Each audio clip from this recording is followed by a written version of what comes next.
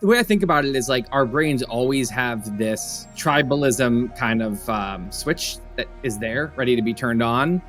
People don't really want news necessarily. What they want is they want to watch a reality show, an entertaining, addictive reality show with good guys and bad guys, people you hate, people you love, especially if it feels like you're inside of it. You know, it's my team and their team in the reality show. That will hook people. That will hook people hard because, again, this primitive mind is very into that. Now the model is, you know, can you entertain? Can you get people gripped and angry and feeling like, you know, they're just hooked on this reality show and they feel like they're inside of it themselves? And accuracy, when that is going on, like, just goes out the window. Accuracy stops mattering. They don't get penalized for it. And neutrality, forget that. It's long gone. We think empathy is great, right? Empathy. What could be bad about that? We should have more empathy. But actually, empathy can be used very, cleverly to breed complete dehumanizing hate. Our guest today is an author and one of the most popular bloggers in the world. Tim Urban, welcome to TRIGGERnometry. Thanks for having me. Tim, listen, before we get into the conversation itself, tell us a little bit about who are you, how are you where you are, what has been your journey through life that leads you to be sitting here talking to us? I've always been someone who is very curious and likes learning and thinking and framing stuff. I've also always liked, I would come back from a trip and I'd write a long, kind of funny email to a group of friends about what happened. So I've always kind of liked that form of writing, like casual. And in 2005, I started a blog on blogger.com and realized that I hated writing my whole life because it was school writing. So I thought writing is humanities, but I realized that I like blogging. It's fun. And I like the kind of wild card of you never know if something's going to go viral. You never know what people are going to think. It kind of makes it kind of exciting. So it was an activity I liked, and then did it on the side for a bunch of years, and then decided to go serious with it and go full time in 2013. And that's what I've been doing since. So, Tim, one of the things you've been talking about a lot in recent years is how our brains are causing all the tribalism and the division that we're now seeing out in the world. Can you tell us a lot about that? Because you've got some very interesting ideas and ways of looking at it, about how we've got to where we've got to. The way I think about it is our brains always have this this tribalism kind of switch that is there, ready to be turned on. It's that our brains haven't changed, but something more recently has been really triggering it. We always have a craving for sugar and fat, and then you can have a massive wave of fast food restaurants open, and people aren't wise yet to the fact that they're selling you unhealthy food, and they frame it as healthy and it's delicious, and there's a giant wave of obesity. And that switch was always there. They're just the environment changed, and we weren't wise to what was happening yet, and a lot of people kind of fall for it, and end up and it works, and we all end up in a tribal culture war that no one really wants to be in, and that is stupid to be in, and that is doesn't really map onto the zoom out of our time, which is that it's a very prosperous time, living about as well as anyone in history has lived, and with high stakes things going on for the future, exploding technology and all this stuff, where the last thing you'd want is for us to start descending into an inane culture war. So I tried to dig into what is going on in our brain. Why do we have this switch? And the way I kind of thought to kind of frame it is there's this higher mind, you could say, we have in our head, that is that just kind of thinks clearly and understands that that kind of hardcore tribes aren't really real, and that we're just a bunch of individuals, and that nuance is complicated and truth is hard, and that like there's no clear cut, right and wrong, and that has humility about what we know, just the kind of thinking that anyone would do if they were in their right mind, because it's just based on obvious reality. And then there's this other character in our brain. I call it the primitive mind, which is the kind that is just wired for survival in an ancient world. And it's not concerned with, it's not good at truth. Yeah, it's not good at, it falls for kind of cheap tricks, like thinking that you're on this big tribe and these are the good guys and they're perfectly good and they're right about everything, and those are the bad guys and they're wrong about everything. That's the same kind of part of our brain that would fall for, seeing, low-fat wheat thins in the store and think, oh, this is healthy. And you think that it's healthy to eat Skittles because it tastes delicious and it's chewy, and that part of your brain doesn't get that this is bad for you. It thinks this is so delicious, it must be a good thing to eat. So it's not a very wise part of our brain, but it's totally been tricked and inflamed over the past few decades by changes in, the way the media is. I'm talking about the US and probably other parts of the Western world too, but I don't want to speak for other countries, but it's, social media, all these environmental changes have just been an easy trap for that part of our brain. And we're seeing the results of that. And you mentioned social media. That's obviously like the go-to. Mm-hmm. Have there been other things as well? I mean, you mentioned media more generally, and the 24-hour news cycle, I imagine, was one of the big changes that has caused this. Is there anything else, or is it really just about the way we consume information now, just like you mentioned McDonald's with food? Yeah, I mean, I saw on Twitter a graph the other day that was saying something like, it was asking people, do they think that the government is generally working for the people, or that it's like devious and doing awful things? And 2002, it was like 50-50 split. And then that's just changed when now almost everyone, or 3/4 of the country thinks that the government is out to, doing evil, awful things behind everyone's back. And there's a lot of these, that people's beliefs about race relations were steady for a while and then just plummeted starting in like 2013. And now everyone thinks that race relations are worse than ever. Things like these aren't necessarily all the same thing, but like people's just outlook in general, people's feeling like things are unfair in general, people's feeling like the end is near. All of this kind of this thought is on the rise. But if you look at like crime statistics or poverty statistics or disease statistics, it doesn't actually map on to it doesn't make sense. It doesn't. It's not. Can't just be a result of, well, things are getting much worse, and so people believe that. So then you're reminded that like we don't really, none of us, the reality of a society, that is, you could spend 1,000,000 years with perfect data on everything and still not be able to wrap your head around what the hell. It's so complicated, right? So you can't think that your depiction of the world is going to be completely accurate. We have a picture painted for us, and for many people, that's by the media.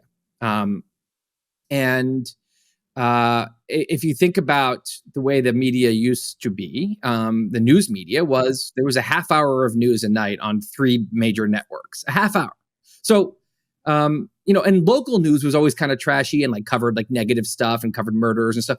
The national news was generally like, they just didn't have time for bullshit. They had 30 minutes to be like, here's what's happening in like giant world affairs and like the national affairs. And then people turned it off and did something else. And then what happened, with the advent of cable TV, and then, first it was CNN, which was kind of neutral for a while. And it was in the mid-90s that I think Fox News kind of pioneered a strategy that then MSNBC picked up on, and then CNN itself jumped on that, and then a ton of other, a lot of our newspapers that used to be more professional and neutral, and of course, a million internet websites all jumped on this new business model, this genius new business model, which is that people don't really want news necessarily. What they want is they want to watch a reality show, an entertaining, addictive reality show with good guys and bad guys, and people you hate and people you love, especially if it feels like you're inside of it. It's my team and their team in the reality show. That will hook people. That will hook people hard because, again, this primitive mind is very into that. And so you start having is, instead of news for 30 minutes a day, you now have 24 hours a day of programming that is essentially a reality show. There's 10 or 12 politicians that are the cast. You don't hear about most of the Congress. You hear about the cast, you hear about the Matt Gaetz, and you hear about AOC, and you hear about Trump, and and they're not always the big decision makers. The heads of committees and stuff. We often don't hear about those people. We hear about the people who have been cast on the show, and they frame every issue. And of course, they're not talking to the whole country and trying to be neutral. Which they had to. That was the incentive structure back then. If you're not neutral, you're going to get penalized for it. If you're biased and talk to one side of the country, it's not going to work. If you're inaccurate, you're going to be a joke. You're going to be laughed at if you're less accurate than the other. And then NBC is less accurate than ABC and CBS. Now the model is, can you entertain? Can you get people gripped and angry and feeling like, they're just hooked on this reality show and they feel like they're inside of it themselves? And accuracy, when that is going on, just goes out the window. Accuracy stops mattering. They don't get penalized for it. And neutrality, forget that. It's long gone, right? It's very clear.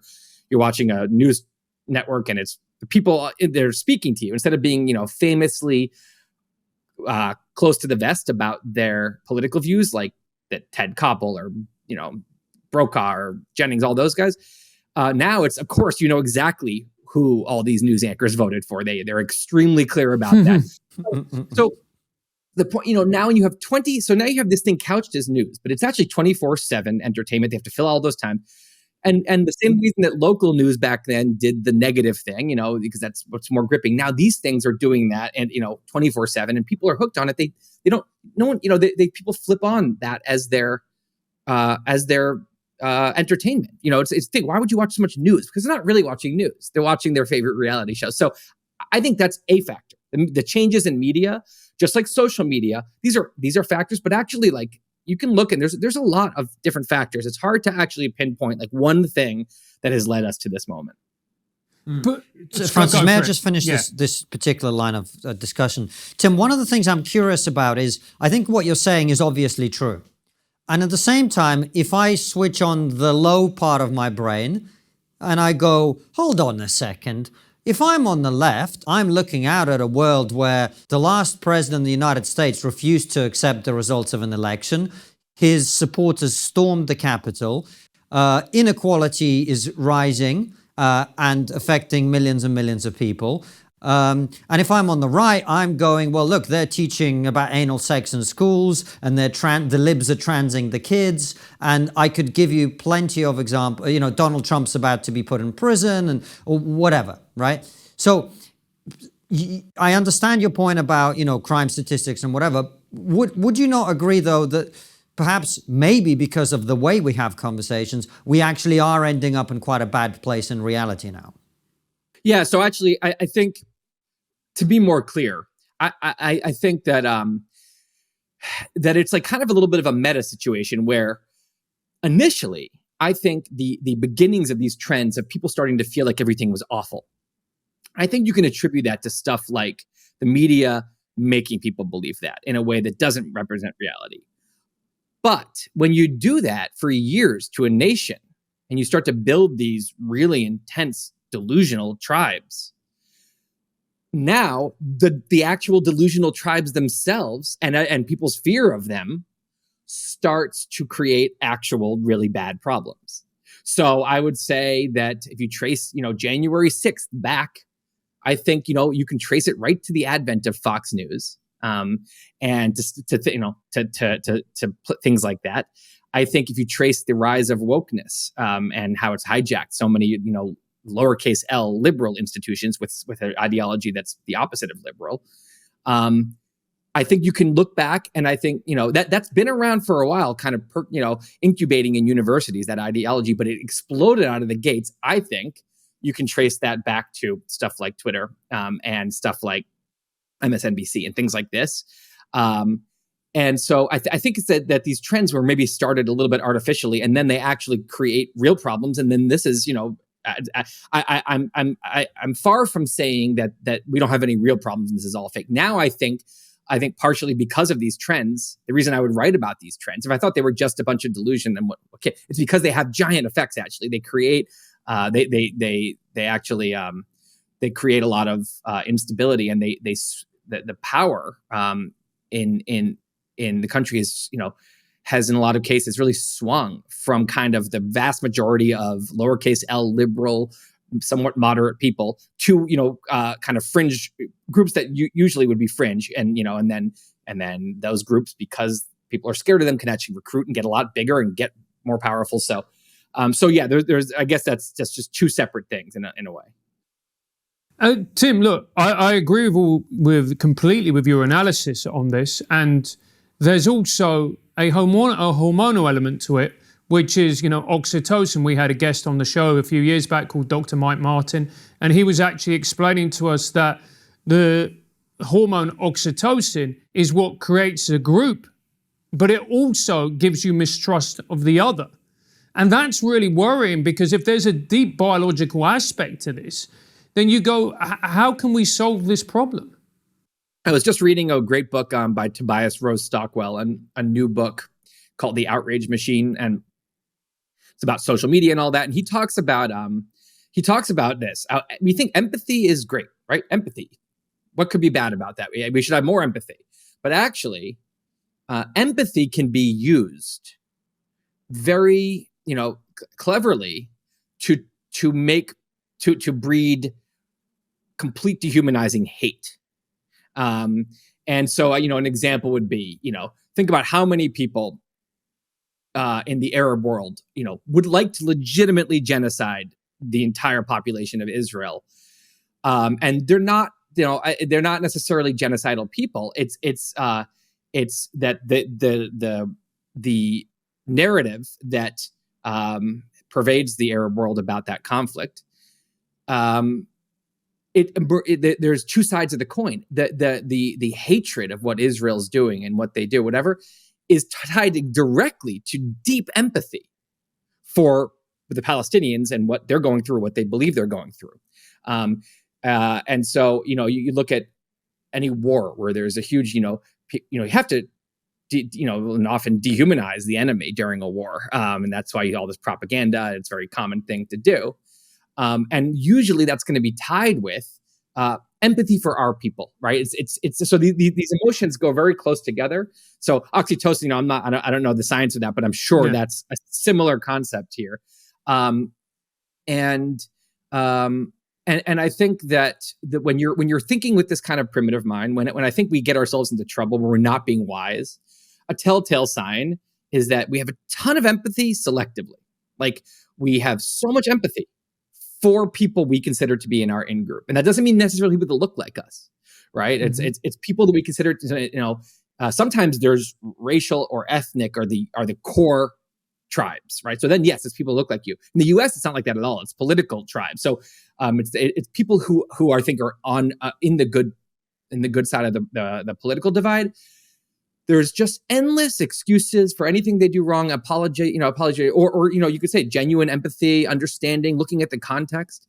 And then as soon as it's the other side, all that goes out the window, and just bigotry, just rank bigotry that is, no one thinks they're being a bigot when they're being a bigot, right? It's always, you always have to look at the sneaky bigotry that's going to be happening is always the kind that doesn't get seen as bigotry. Like, everyone knows that saying racial slurs is bigotry right now, and which is why it doesn't happen very often. But talking, saying most awful stereotyping, mocking, dehumanizing stereotypes of conservatives or of woke people or whatever. That is so common because no one's recognizing it as bigotry. So that is, to me, it's selective empathy. It's and it's just like, you can't. Okay, so someone is for free speech, truly for it. It is specifically tested by how much are you for the free speech of people you hate saying things you hate, right? If you don't think they should have free speech, you are against free speech. Everyone is for free speech of people that agree with them. And I would say the same thing. Whether you're actually an empathetic person and whether empathy is a true principle of yours is entirely determined by whether you apply it universally or selectively. Everyone applies empathy to their in-group. So anyway, yeah. Yeah, no, it's a very good point. And I guess my follow-up question is look, I think everybody at this point knows social media is bad for you. No one goes on Instagram, comes off half an hour later and goes, now that was half an hour well spent, job done. So at what point does the individual have to take responsibility, not only for their attitudes, but also for their behavior? Yes, you're getting hacked. Yes, certain behaviors are getting, how should I put it, encouraged. But you've got responsibility as well. So I'm not sure I would quite phrase it as social media is purely bad, and therefore the best thing to do is to remove ourselves, like soda and candy and cigarettes, right? These should be done in moderation. If you do too much of those, it's 100% officially bad. There's no other way around it. Social media, I think it's early in this game, and I think that we will look back upon. First of all, there's just an element of it's not going anywhere, right? There's no way you're going to take that back. It is a part of the world, and it's not going anywhere. So, that gets me thinking. Okay, given that we're not going to all get off, what can we do? But I do think that people in the future will look back at today. At least this is a possible prediction. People will look back and say that, oh my God, this was like it was the Wild West. It was like McCarthyism. We look at McCarthyism, the Red Scare, or farther back stuff like the Salem witch trials, and we're like, sometimes humans just go nuts for a while collectively. And I think we will look back upon this era as just be like, oh, it was clown town a little bit. And I think that my hope is that we look back and it's like, no, it wasn't that social. Because first of all, you said if you go on for a half hour, you never feel. I'm not sure that's true for me. I agree, actually. I have a lot of I have a lot of friends on Twitter, and I love interacting with my readers on Twitter. And granted, when I post about politics, I'm going to get more shit. It's going to be more frustrating. It's going to maybe trigger that primitive mind. But I think there's I think it's a lot like life. There's a really good side here. There's a bad side here. Now with social media, it's easier for the bad side to take over because we don't see the people. So we quickly can dehumanize. It brings out the worst, and it also brings a lot of people who might be the asshole in the company who everyone knows, so they get marginalized or they get fired. That it really elevates assholes and makes them front and center. So there's a lot of problems, but I feel like we're very early, and my hope is that in 10 or 15 years, we just, between actual algorithmic structural changes and cultural changes, where it becomes really uncool to publicly shame on social media, it becomes really an ad hominem attack. It just makes you seem like a moron to everyone. And then we'll stop doing it because everyone ultimately wants to be cool. They want to be part of so part of the reason things have gotten so bad is that for a while, and maybe still now a bit, a little less so, it's been cool to be, outraged in a really tribal kind of dehumanizing, publicly shaming way on something like Twitter. It's been like, that's what gets you and I feel like I hope growing out of that quickly, and some kind of etiquette will come back that we have in the real world. And Tim, I agree with you. I really enjoy Twitter. Not all the time. Sometimes you'll laugh, but most of the time I have a great time. I interact with friends. I make friends that I never would have had. I interact with people who read my stuff or watch our content, and it's fun and it's great. But as a society, we've acknowledged some of the impacts that social media is having, and then it loops with the real world, as we talked about. Obviously, Elon Musk, a guy you've interviewed a number of times and whose companies you've looked at in depth, not Twitter per se, but others, he recently spent a hell of a lot of money, $44 billion, acquiring Twitter, and he's now playing around with it, making changes. He's rebranding it. He's paying creators a share of the ad revenue. He's got a big vision. Do you have a sense of the broad vision that Elon has for a platform like Twitter, which he now calls X? And are you optimistic that he's going to make positive changes with that? I mean, what I'll say about it is like the thing I just said, which is that I have this hope that if I go in a time machine to 2040, 2035, even 2030, I get out of the time machine and social media is just totally different and better. Now, that happens through changes. It's very easy for companies that have been around a long time to just stop making changes. I mean, look at the difference between, Apple in the late Steve Jobs years, when they were just enter an industry like a bull in a china shop and just do stuff, and they'll put out a thing, and then they don't like it, they take it back, and they were just very kind of like raw creativity, and of course that changed the world. And now they've gotten into comfortable incremental changes, which, like, I mean, if I were Tim Cook, I'd probably do the same thing because it's a great moneymaker, and why mess with it? But so I think that a lot of the social media companies have gotten there where they're just kind of stuck in their own legacy, stuck in their own baggage. It's hard to make changes. It's unpopular. There's a lot of So that's all to say that I totally welcome a complete outsider to come in and just start getting their hands dirty, and let's try this, and let's experiment with a whole new model. Let's see if this thing can make more money, and then let's mess with the algorithm. And now it's going to make a lot of people angry, and even myself. There's been times when I'm like, oh, this new algorithm is like screwing over my traffic. It's not like I've been always happy, and neither will everyone, right? But taking a step back, I'm very happy with this storyline. I love it. I think just keep doing it, keep making changes, trying things. And not settling. If something's, part of the important thing is that when you put through a change, if you're doing that, if you're in that mode where you're getting things dirty, you're going to make a lot of mistakes. You're going to do things that, okay, we did it quickly. That's fine. So it's fine as long as you have no, you have no problem just saying, oh, we were wrong. Let's try this new thing, right? And so it's there's different speeds you can go. Some people might have taken a more measured approach and done more focus groups and tried beta tests. That's not Elon's style. It never has been. It never has been. He jumped into cars, into rockets, and just started making stuff and blew up a bunch of rockets. And and so some people like that style, some people don't. And for whatever, for better or worse, that is his style. It's obviously served him a lot in the past. I don't know what's going to happen, but I do feel like when the people who are really criticizing, like now X and like a lot of these changes, I think it's not that I think they're necessarily wrong about every criticism. I think it's that take a step back and just realize that you are seeing the very first few months of a bigger story here.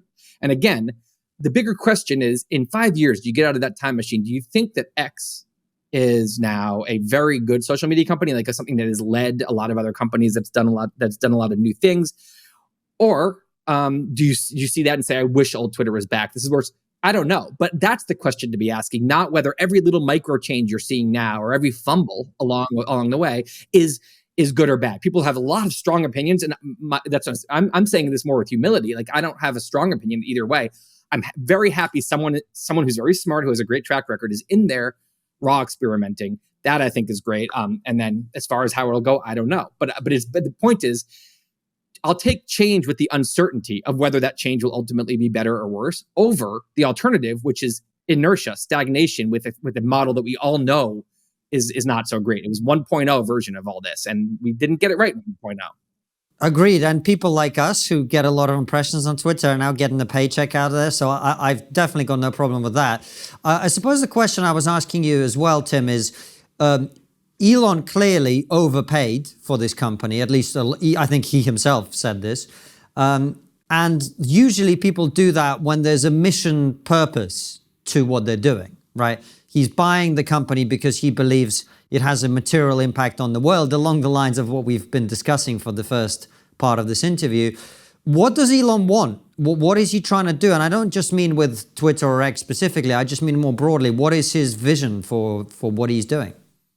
Well, okay, so to be clear, I've talked to him about his other companies thoroughly in the past. I haven't had a chance to talk to him about X so far. So all I can do is guess based on what I've heard him say publicly, which is that he wants to, he cares a lot about social media because he thinks it's important. He thinks that, and I agree with that. Some people are saying, why is this guy wasting his time on Twitter and software instead of, being out in the world? And like, I see what they're saying, but I don't agree. I mean, if this is kind of the public square, or it's a kind of the way that the human brain is, the collective brain is doing a lot of its thinking, that is really important, and it's important for every other part of society.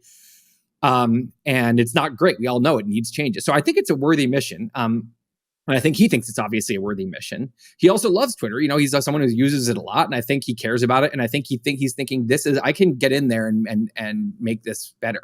So and then what he said about his big mission is, he looks at WeChat in China and he thinks, there should be more of an everything app, an app that is really something that almost everyone needs and uses, and that there's kind of a hole in Western societies where that app is in China, and that he has.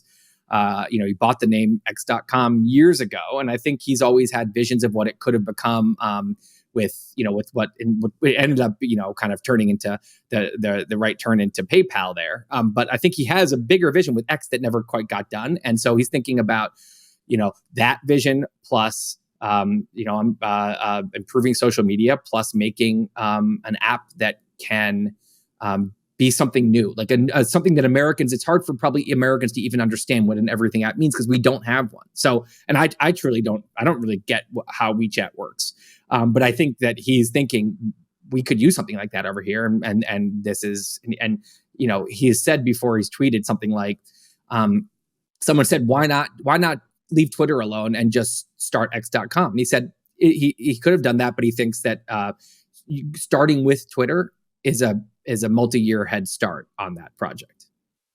Tim, it seems to me that Elon Musk is a very disruptive force. Do you think that's his superpower? The fact that he's prepared to come in to disrupt, to challenge the status quo, to make changes, some of them which don't work, some of them which enrage people, and some of them which do? Yeah, I mean, I wrote about this in the series I did on him. I wrote about SpaceX and Tesla, and then for that last post, I said, okay, so that's what he's doing. But why is this dude able to do what he does, right? What's his secret sauce? And that's, the answer I came to, and this is partially his own words, is that he reasons from first principles. He likes that term. And once I started to understand, what does that really mean? And it's one of the two major ways to reason. Reasoning from first principles, it's a physics term. It means you ignore all the noise. You ignore all the conventional wisdom and the assumptions and your own previous dogma and everything else. And you just look at the facts. You look at, how much the parts of the rocket weigh and the force of gravity and the wind resistance. And you use that to say, can a rocket be landed? Can you launch a rocket and then land it? And his answer to that question was yes. So he did it. Now, there's a whole other kind of reasoning by analogy, which is when instead of kind of reasoning from first principles is creating a conclusion from scratch based on first principles, core kind of axioms and facts.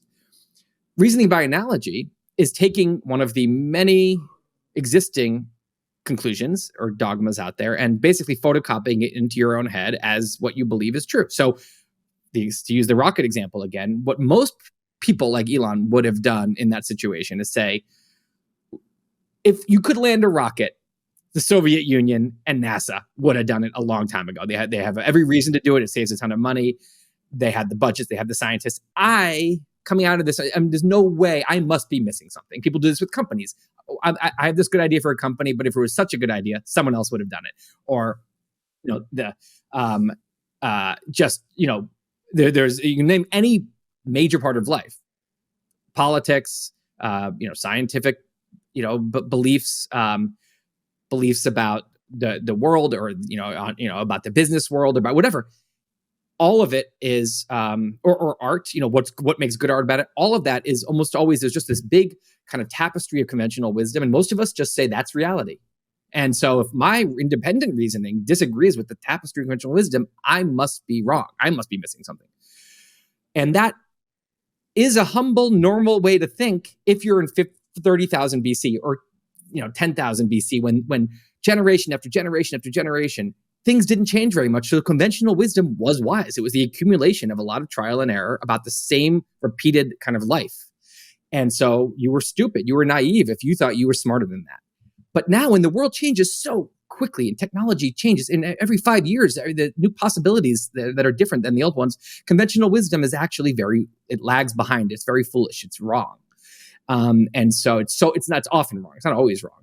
And so it's actually very rational to say, I'm going to trust my own reasoning when it disagrees with conventional wisdom, but we're so wired not to do that. So most people, they say, I'm not going to build the rocket because there's no way I'm right and NASA's wrong. Elon doesn't think that way. To me, his secret sauce is that he is extremely good at he just has that, he doesn't have this irrational thing that overrides his own reasoning. He's able to say, I guess everyone's wrong. I guess NASA didn't do it right.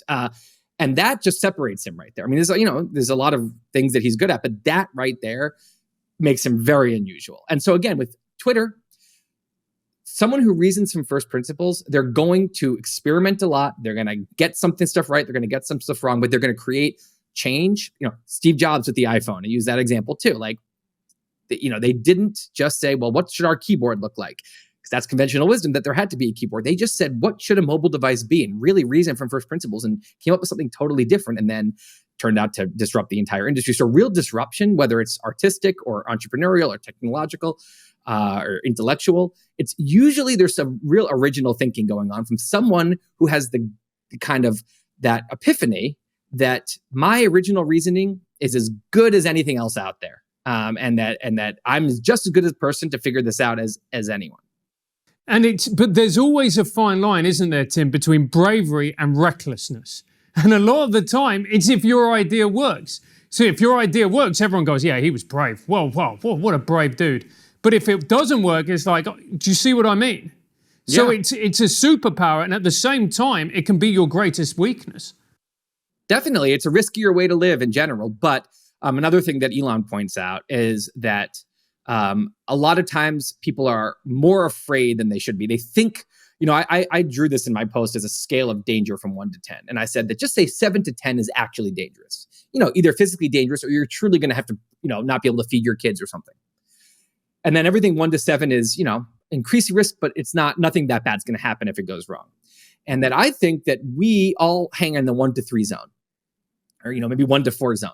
And we think 4, 5, 6, and 7, that area is super dangerous. And so we don't do it.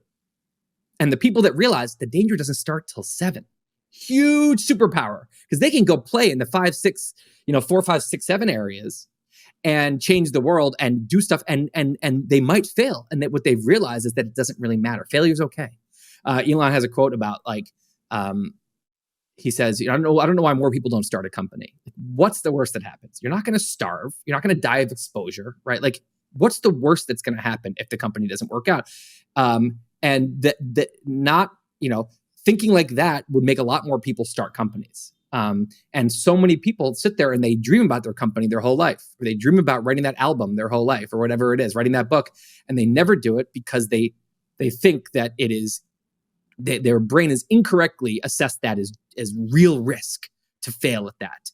Maybe it's a little bit of embarrassment. And the truth is, most people are self-absorbed, not even thinking about you. It's a dumb reason not to do something. So again, I can say this, but I feel it too. We all have this kind of irrational fear of failure. And so, yes, you can be more reckless. And I think if someone who's so reckless, they go up to the 8, 9, 10, that's too far. I mean, maybe not for everyone, but like, you have one life. Like, I don't think you should actually risk your life very often. I don't think you should risk completely destroying your financial situation, to the point where you have a family and they can't go to school anymore, or whatever it is. I think that reckless, though, a lot of people call that 4 to 7 area reckless when they see it. And that, I think, is wrong. I think that's good recklessness. People should get up there and not worry about failing in that area. That makes sense. And I guess the thing with someone like Elon and other people who have high wealth is that you can risk tremendous amounts of money without actually risking your family's future or comfort or security at all. And so you are able to take calculated risks with really huge, vast sums of money without actually exposing yourself to any true risk of the kind that you're talking about. So you're probably never in the 7 to 10 range at all with the example of what he's doing with X. If that company goes to value 0, he's still going to be okay. But there's also another huge thing that we think is risky, is reputational risk. Yes. So many people would say, I'm not going to go buy X because if that doesn't go well, I'll be made fun of, I'll be disgraced, I'll be mocked. People won't think, it'll tarnish my reputation and blah, blah, blah. And Elon just doesn't care. He doesn't think like that. He says something like, he says stuff like, if something's important and it has a 10% chance of succeeding, it's worth trying. If something's important enough, even if it's only 10% chance of succeeding. So, that's one of those things where when our brain was wired 30,000 years ago, 50,000 years ago, whatever, for that world, reputational risk was a big deal. If you're thought of as someone you can't be relied on and on the hunting or in the battlefield, or you were someone who couldn't be trusted, or someone who everyone mocked, your social standing was incredibly important for so many real hard reasons. Like, you need to have food, and you don't want to get kicked out, and you want to mate in your life. It just isn't true today, right? But we still have that wiring that we are so scared of rejection, romantic rejection. We're so scared of being seen like a failure, of people talking about us behind our back, of people thinking they're better than us, of people making fun. Again, if you step back, what's the worst that happens here? Are you going to die? No, nothing that bad is actually going to happen. You're not even in the room when the people are talking shit about you. You're not there. You won't know what's happening. And again, most people are self-absorbed. They're just not thinking that much about you. Elon is very central. People are thinking about him. And again, it's so what, right? He's going to be dead in a few decades. Like, who cares about that? Go for like the mission that matters. And like, if it fails and people make fun of you, blah, blah, blah. But again, it's easy to say, it's hard to do. And that's why most people don't do it. Hey KK, do you like TRIGGERnometry? Of course I do. Incredible interviews, fascinating guests, phenomenal live shows, and hilarious raw streams. In that case, you need to join our locals, so you can have access to even more brilliant content. That's right. You get the chance to win incredible prizes, ask our phenomenal guests your questions, access extra content, and now the only place to watch our Raws on Catch Up is on Locals. Our Raw shows still go out at 7 p.m. UK time, 2 p.m. Eastern as normal. But if you want to watch them after this time, then you're going to need to sign up to our Locals. Raws have now become too spicy to stay on YouTube, so they're only available to watch back on our Locals page. All you need to do to sign up is click on the link below this video, and for just $7 a month, you have access to all of this brilliant content. $7 a month, even for someone of my persuasion, that's a bargain. See you all on Locals. And Tim, there are probably people listening to this who are getting inspired and them thinking to themselves, you know what? I've lived all my life, however old I am, in the 1 to 3. I want to live my life in the 4 to 7. What do I need to do? How do I live it? Well, I think first of all, it's thinking about what you truly want to do. Not that what you've talked yourself into that you want to do, or the way you want to be, or it's easy to, we talk ourselves into a worse story that is safer so that we feel better about not having gone. So if you had a genie and you could just wish for the kind of life you wanted, or the kind of change you wanted to make, or the kind of family you wanted, whatever it is, don't be scared. What is that? Maybe you're not going to get it all. You probably won't, but like, don't be scared to look at it. Don't be like, depressed to even thinking about it. Just look at it, right? And then start to think about what does it entail? Why have I not gone for that? Whatever it is, why am I not going for it?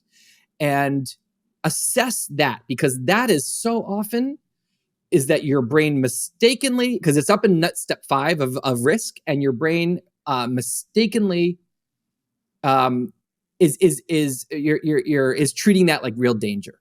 It's incorrectly, delusionally, irrationally treating that like real danger, when the fact is the suffering you're having from not doing the thing you want to do is real, and that is taking a toll on you.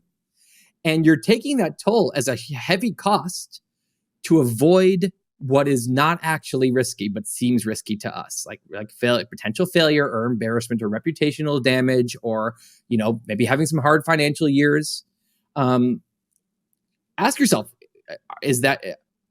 are those things worse than you have a positive, that's if things go badly, right? There's maybe those things happen, and maybe you achieve your dreams. You get the thing you really want. Instead of saying, because I don't want to take the chance of the negative outcome there, I'm going to take 100% chance of kind of living with yearning and a little bit of sadness and a little bit of envy and maybe a lot of those things and a little bit of bitterness. And, it's like, that's real. That sucks. That's human pain. Like, you're accepting a lot of pain to avoid the other potential human pain, but at least there's the upside of it. So, it's very personal. For some people, embarrassment is way, way, way worse than pain than envy or, bitterness ever could be. For some, I think for a lot of people, embarrassment seems so much worse than it actually is when it happens, or, whatever it is, so I get criticism, rejection just seems so scary to us because we think we're in a tribe a long time ago. And then it happens and the sky doesn't fall. And then you're a little stronger because now you're not scared of it as much in the future. It's so interesting that you make that point because we're both, when we started this, we're both stand-up comedians. And a lot of people would say doing stand-up is one of their greatest fears, actually. And it's so liberating doing it because, particularly when you start out, you're by definition not very good. So you have times when you tell a joke and no one laughs. And to most people, that is the scariest thing possible. And comedians even call it dying when you don't do well at a gig. We call it dying. But actually, when it happens, it's incredibly liberating because you realize it's nowhere near as bad as you thought. I had a friend who was a kind of amateur comedian and actually one night went out and bombed on purpose, was just just to say, this is the worst thing that can happen. He got some booze, there was some silence, and he left and he was like, was that so bad? No, it's not a big deal, right? And so, sometimes you have to, you can't just tell yourself something's that you have to show yourself, you have to actually do it. And then it can, stand-up comedian, anything artistic, in movies, somebody wants to make movies, they want to make music, they want to write a book. People are so scared to write fiction, especially, including me, by the way. I'd love to write fiction, but it's and public speaking, of course, people avoid whole careers. They avoid, being ambitious at work because if they get a promotion, they're going to have to speak in public more, and so there's so many examples like this. And in each case, your brain is not being very wise. It's actually like, it's like, it's like a little kid. It's like hiding under a blanket because they think there's a monster there. It's not much wiser than that. And then, you get older and you say, oh, that's cute. Of course, kids think there's monsters scared of the dark. It's not actually. But then we do this in our own way. Adults do the same exact thing. They do indeed. And it seems to me one of the great tragedies of our age, Tim, is that we don't achieve the things that we want. We don't seek the lives that we desire because we're not used to experiencing discomfort. Discomfort feels a lot worse than it actually is because we've inoculated ourselves against it by avoiding uncomfortable situations all the time. There's a great line in my favorite TV show, The British Office, the UK version. I'm so glad that you said that. There's so many Americans I know who say it's the American Office and they should all burn in hell for that. Sorry. Thank you. I like the American Office, but it's a show. Yeah, but it's another show. He thinks you should burn in hell for that. It's another good show. It is. The UK Office is the best show ever made in history. Oh, completely agree. Listen, whenever you want to come back on the show, you're more than welcome to. Okay. So there's a line where Tim, who's a great character, he's kind of the relatable character. He says, he has this, he hates his life, he hates his job. He knows he should be doing something different than selling paper. And he's a clever guy. He could do a lot in the world. And he's building up courage and he's saying, yep, I'm going to quit. And he kind of does. And then, that fear, that irrational fear kicks in and suddenly he's back at the job. And the mockumentary crew asks him why. And he says, well, If you look at life like rolling a dice, then my situation now as it stands, it may only be a 3. If I jack that in now, go for something bigger and better, I could easily roll a 6. No problem. I could roll a 6. I could also roll a 1. Okay, so I think sometimes just leave the dice alone. And it's so depressing, right? But so many of us think that way. So many of us think that way where, like you said, the avoidance of discomfort, we will take, if you're actually truly comfortable, that's fine. I don't think people should feel like, oh, that's not enough. But what does comfort mean? Comfort isn't just that you have the financial means and that things are kind of easy. It also means you're comfortable in your brain. You feel good about life. You feel good about the world. You wake up in the morning and you like where you are, right? That's real comfort. Okay, I think that's great. A lot of people, what they're thinking of as comfort and avoiding discomfort when they're actually in a tremendous amount of discomfort already because they don't feel like they're living the right kind of life. So again, it's always assessing. Like, people don't like to think. People ignore this factor when they're thinking about this change they could make. They forget they're not factoring in the cost that they're experiencing every day right now by not doing the thing. And by the way, it's not just for you. It's not just a selfish, narcissistic discussion to be having. It's, if you go out and do something that you know you really want to do, the world is better off if you do it. You're depriving the world of your gift if you're not doing that. Or, likewise, if you're not in the best relationship, and so many people aren't, you can stay in it forever, because nothing seems scarier to our primitive brains than going off on our own. And what if I don't find someone? And everyone's going to talk about my divorce or my breakup, and it's going to be conflict. And so we'll just stay in it forever. Meanwhile, like, you're not doing that person any favors, or anyone. When you hang out with other people, you depress people, when you're not a great couple. You are doing so much more for the world if you go out and get yourself into a better kind of relationship. It's better for your family, it's better for your friends, it's better for that person and for your ex as well. It's such a good point you make, Tim, because one of the things I think when people talk about being comfortable is it's not quite living in the moment, but we live sort of without looking into the future enough to see that if you play the movie forward of where you are, and realize that this is going to be the rest of your life, how uncomfortable does that make you if you're not on the right path? And I think not enough of us do that in order to actually jolt ourselves into action about pursuing our dreams or going for whatever it is that we're going to go for. I find that a very useful way of checking whether I'm doing the right thing is going, if I carry on down this path for the next 5, 10, 15 years, is that really how I want my life to look like at that point? And if it isn't, it's time to change something. That reminded me of this visual that I like to use.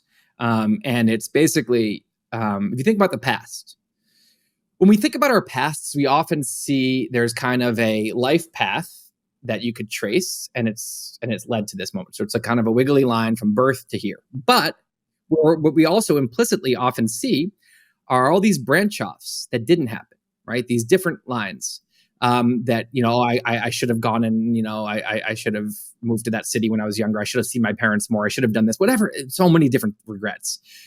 And, sometimes we're happy we didn't take those paths and we like our path in certain ways. And then other times, we say, I should have, whatever.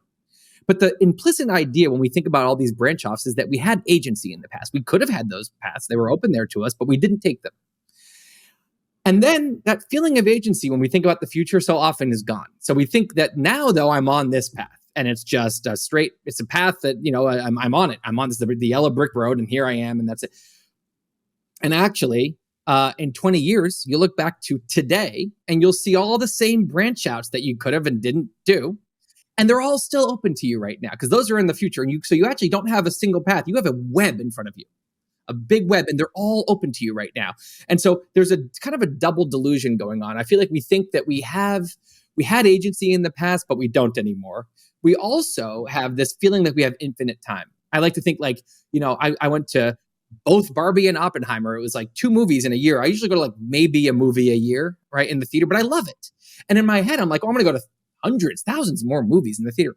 If I stay at this rate, I don't know, I'll go to 40, 30, 40 more. Whoa, like that's a tiny number. There's so many things like this. When you actually think about it, you realize time is quite finite. And so the combo of thinking that we have unlimited time ahead and that we also don't have agency is just a perfect recipe for complacency. It's like we don't change anything because we don't think we can. And we also think it's okay because I'll do all those things anyway.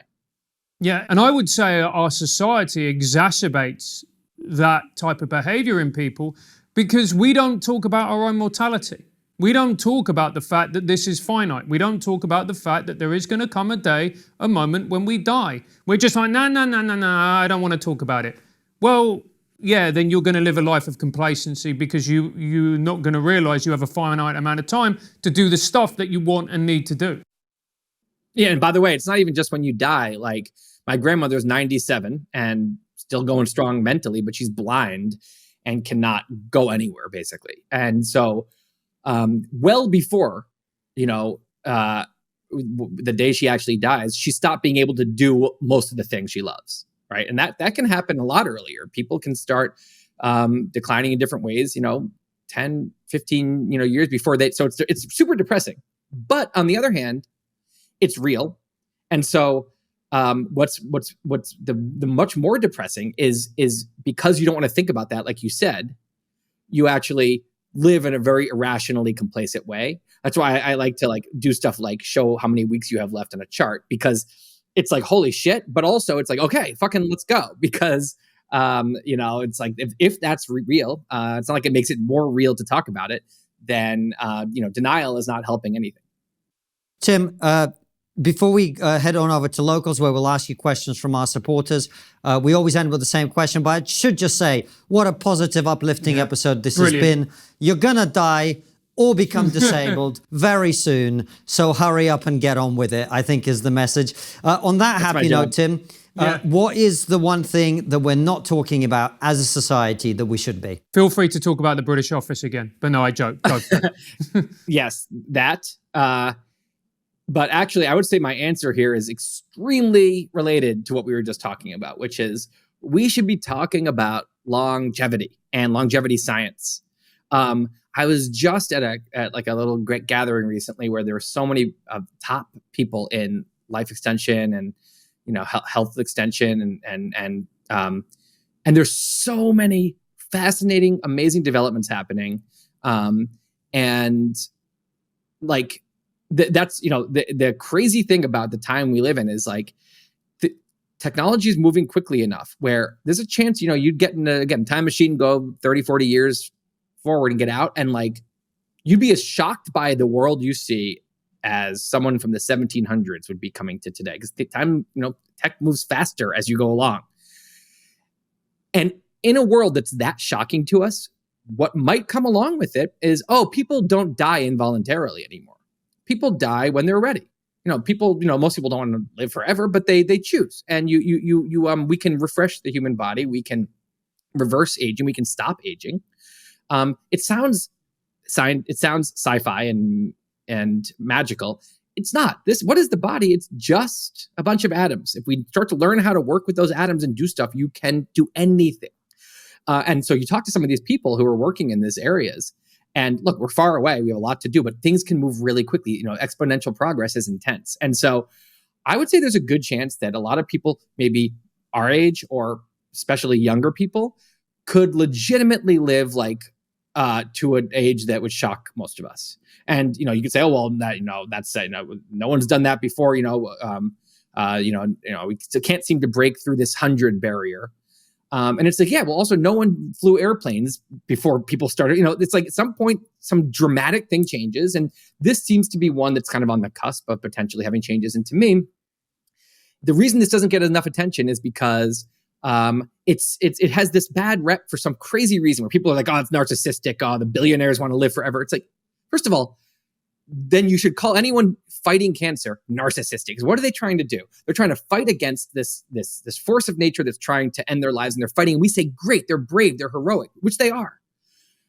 And then as soon as someone says, well, now let's fight against all those things so we can try to expand the human lifespan, they say, narcissist. It doesn't make any sense.